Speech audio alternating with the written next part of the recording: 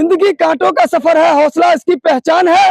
रास्ते पे तो सभी चलते हैं, पर जो रास्ता बनाए वही इंसान है। और इस कहावते को चरितार्थ कर दिखाया है मिथिला की बिटिया ने किया है कमाल। राष्ट्रीय खेल लॉन बॉल स्पर्धा प्रतियोगिता में बिहार को मिला है पहला स्वर्ण पदक।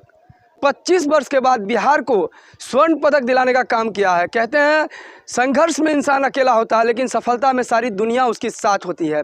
और संघर्ष जितना बड़ा होगा, सफलता उतनी शानदार होगी। आते चले उत्तराखंड में ये राष्ट्रीय खेल का कार्यक्रम आयोजन किया गया था।